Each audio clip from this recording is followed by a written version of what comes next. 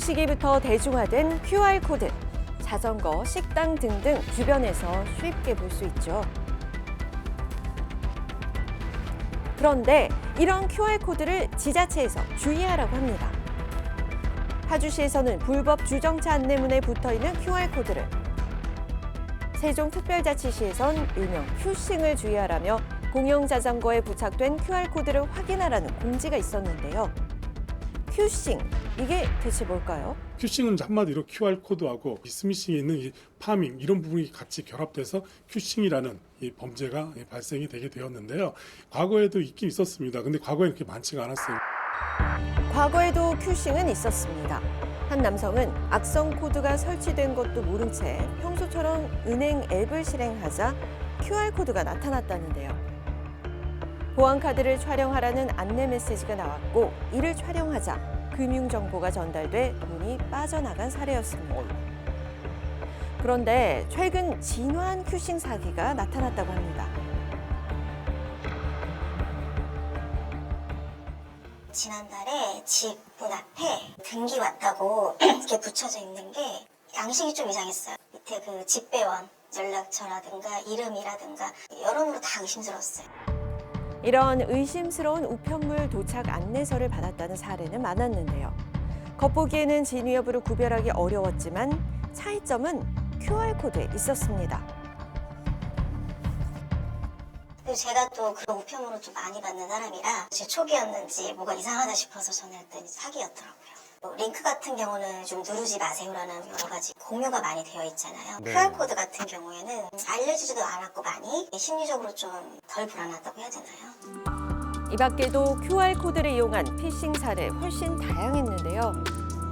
심지어 국내에서의 문제만은 아니라고 합니다. 이게 가짜 QR코드 주차 딱지인데 실제로 발행이 됐던 주차 딱지와 동일하게 생겼거든요. 이렇게 정교하네. 동그라미 안에 보면은 위에는 이제 밀라노시 로고가 같이 찍혀서 나오고 보통 이렇게만 나와도 시민들은 쉽게 착각을 할 수가 있어요. 그런데 이렇게 자세히 보면은 날짜가 엉터리로 기재되어 있습니다. 여기 지금 날짜가 2024년 11월 29일로 기재가 되어 있거든요. 베트남에서는 로컬 쌀국수뿐만이 아니라 각종 이제 뭐 맛집 혹은 뭐 택시 이런 곳에서도 다 QR코드로 스캔해서 결제가 되고 있어요. 해킹 프로그램이 자동으로 깔린다거나 이렇게 되는데 저도 얼마 전에 겪었어요. 근데 한 번에 쫙 많이 빠져나가는 게 아니라 조금씩 진짜 잘 모르게끔. 맛집부터 시작해 잡화점, 택시까지 결제의 대부분을 QR코드를 사용한다는 베트남. 하루에만 수십 번 QR코드로 결제하는 탓에 언제 어떻게 피해를 당했는지도 모른 채 큐싱 사기를 당하는 사람은 많다고 합니다.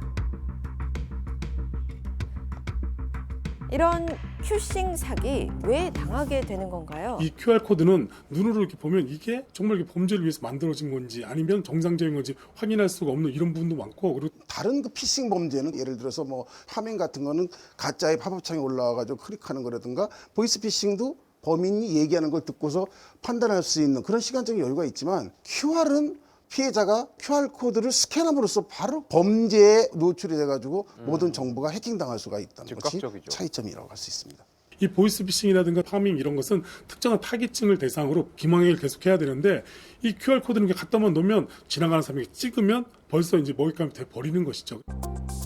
QR코드를 스캔 후 연결되는 링크에서 앱 설치를 유도하는데요. 이후 다운로드가 되어야 악성 코드에 감염되는 거라고 합니다.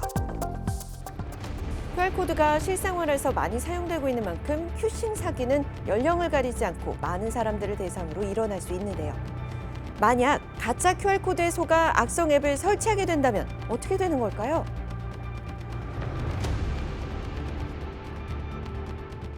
이제 일반적으로 저희가 잘 알고 있는 포털 사이트들이 있습니다. QR코드를 스캔을 하게 되면은 해당 포털 사이트에 로그인할 수 있는 페이지가 나오게 되고요. 아이디와 비밀번호를 넣게 되면은 아이디와 비밀번호가 탈취되었다고 보실 수 있겠습니다.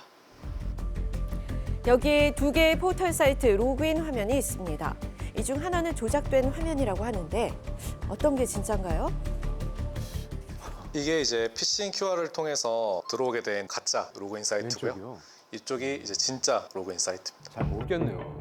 알고 봐도 구분이 잘 안 가죠. 만약 가짜 사이트에 로그인을 시도하면 어떻게 되나요? 아이디는 모닝와이드로 작성을 하고요. 비밀번호는 1234로 설정을 해보겠습니다.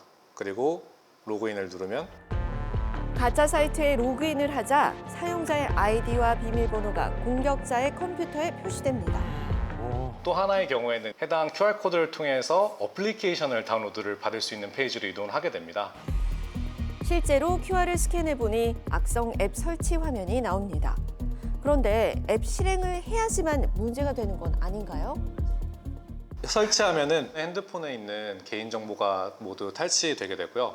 심할 경우에는 휴대폰을 원격으로 조종을 해서 원하는 정보를 원하는 타이밍에 빼내어 다른 범죄에도 악용될 수 있는 그런 위험이 존재한다고 말씀드릴 수 있겠습니다. 악성 앱을 설치하기만 해도 문제가 된다는데요. 심지어 원격 제어까지 가능했습니다. 공격자가 갤러리를 누르자 사용자의 휴대전화에서도 갤러리가 켜지는데요. 그럼 사용자가 문자를 보내는 것도 확인이 될까요? 내용이라고 작성을 해서 한번 전송을 해보겠습니다. 실시간으로 오가는 정보까지 확인이 가능했는데요. 무서운 큐싱 범죄, 대처법은 없나요?